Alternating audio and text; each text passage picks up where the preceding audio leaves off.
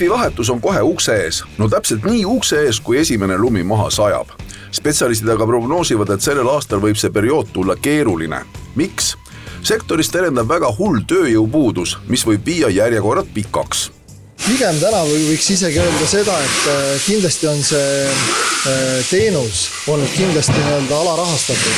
Mis tähendab seda, et kliendi ootused on, et rehvivahetus võiks näiteks kuskil 30 eurot maksta, siis tegelikult kui me vaatame oma naaberriike, siis selle teenuse hind on kuskil 3-4 korda suurem ja selge on nagu see, et ega see töö nüüd sellise talvehooajal näiteks poistel ära vahetada kogu autopark selle 6-1,5, et kindlasti see on nagu hästi raske töö ja tegelikult inimesi, kes seda tööd nagu täna teha tahaks, jääb iga päevaga aina vähemaks. Kõiki tahmanägusid ei saa paraku nagu tööle võtta, sest selleks, et rehvi vahetada, on tegelikult täna vaja ikkagi väga korralikku spetsialisti ja neid meil Eestis paraku enam ei ole. No, mis siin salata, ja see on ammu tundnud tõde, et rehvisektor on hooajaline töö, nagu näiteks maasikate korjamine või puude istutamine ja te olete väga palju kasutanud selles samas sektoris sees ka kolmandate riikide tööliste abi. Kas neid töölisid siis ka praegu võtta ei ole?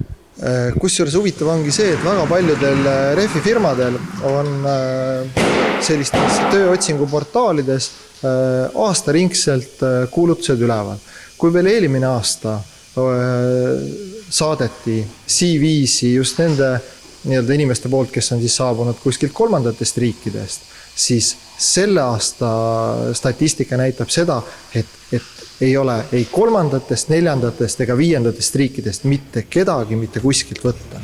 Probleem on sellest, et ka mujalt tulnud töölist ei huvita lühike hooajaline töö.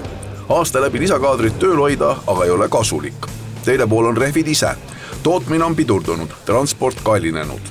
Transpordi hind on lihtsalt nii jubedaks läinud, kus võiks isegi öelda, et odavamate rehvide puhul, kui me siin rääkisime 2 aastat tagasi ühest konteineri hinnast kuskil $1000–1500, siis täna viimased konteinerid talveks tulevad hinnaga $15,000, mis tähendab seda, et transpordi hind on kuskil 10 korda kallimaks läinud ja kui rehv ennem siis oli, ütleme, et odavama klassi rehv oli 30-40 eurot ja sinna transpordi hind oli kuskil 1-2 eurot, siis täna meil on 40 eurosel rehvil on puhtalt transpordi hinna pealt on tõus juba, ütleme siis, 55 euro peale, mis tähendab seda, et rehvi hinnad siis odavamas segmendis kahekordistuvad ja siis sellises keskmises segmendis kuskil 30-40% lähevad kallimaks ja paljud maaletoodijad lihtsalt ei julge seda riski võtta, et kas tarbija maksab selle kinni.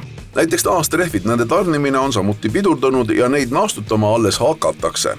Kui nüüd on nagu tarneahelas tekkinud see olukord, kus näiteks eelmised aastad on hakatud rehve naastutama aprillikuus, siis nüüd on juhtunud see, et konteinerid jõuavad sisse augustis, septembris, ehk siis tegelikult väga suur osa ettevõtteid nii Eestis, Soomes kui Rootsis ei suuda neid rehve ära naastutada. Ehk siis tegelikult on tegemist nagu sellise pooliku tootega, mida ei ole ka mitte kellegile müüa, sest lihtsalt keegi ei jõua neid rehve ära naastutada õigust aega. Seega resumee on selles, kellel vähegi on soovi ebameeldivustest pääseda ja näiteks talverehvid on lamellrehvid, siis võiks juba vahetamisele mõelda. Küünikult täna võiks ju öelda, et selles mõttes võtke pange telke üles, võtke inimesi juurde, et tegelikult see nagu ei aita, sest see variant enam ei toimi. Rehvi inimene või siis rehvi paigaldaja teeb selle töö ära nagu nii, et selles mõttes kas ta teeb selle ära varem või hiljem, klient on sunnitud selle töö eest maksma, ise ta neid rehve vahetama ei lähe. Tulge palun varem rehvi vahetusse, lamelli omanikud, vahetage need ära, et need, kes sõidavad siis naastrehviga, et neil oleks siis tegelikult hooaeg natukene lühem.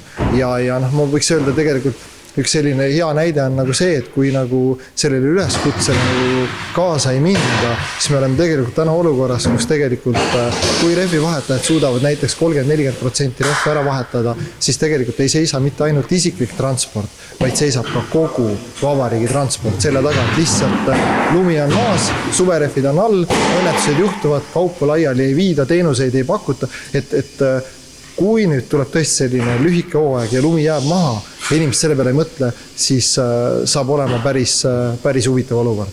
kui mõelda oma sõiduharjumuste peale, siis ju paljud kevadel sõidavad päris pikalt lamellrehvidega. Seega võiks ka need juba sügisel varem alla keerata. Pääsete närveldamisest.